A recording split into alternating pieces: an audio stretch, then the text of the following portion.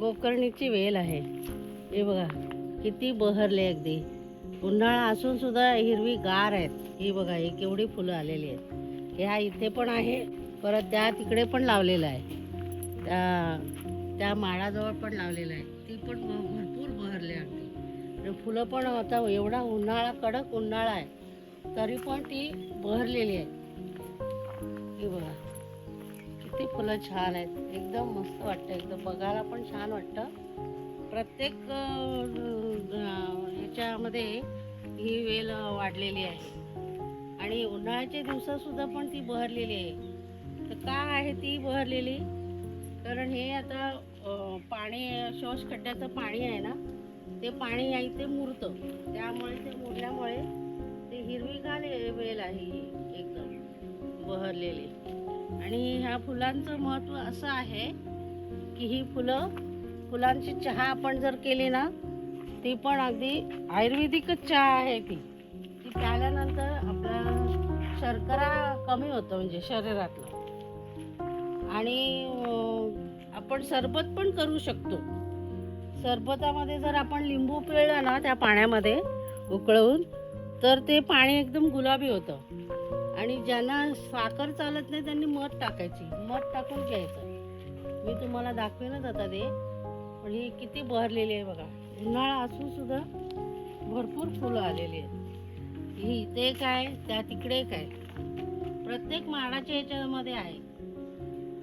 कारण रोज माळाला पाणी घातल्यानंतर त्याला पण मिळतं ना पाणी, त्यामुळे ती वेल एकदम बहरलेली आहे, भरगच्च.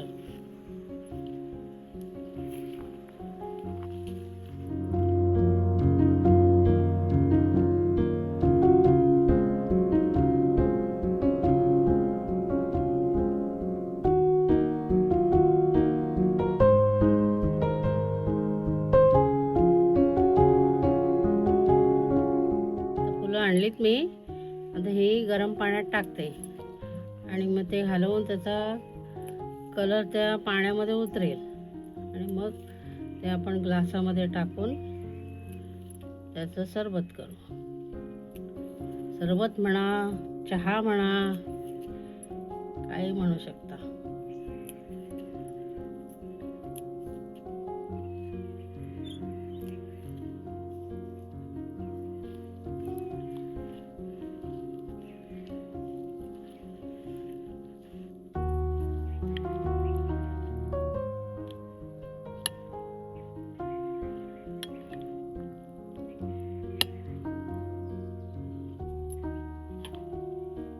फायदे असे आहेत की शर्करा असेल तर कमी होतं, परत पचन क्रिया पण आपली चांगली राहते. परत आपण ह्या फुलांचं फेस पॅक लावू शकतो, त्वचा पण अगदी नितळ होते आपली. आणि दुसरं म्हणजे की ती अशी ही गोकर्णीची वेल ही प्रत्येकाने, सगळ्यांच्या म्हणजे प्रत्येकाच्या दारात असलीच पाहिजे, कारण ती आयुर्वेदिक आहे. तर आता आपण ह्याचं हे सरबत करूया किंवा चहा म्हणा. हे आता ह्याचा कलर सगळा याच्यात उतरेल.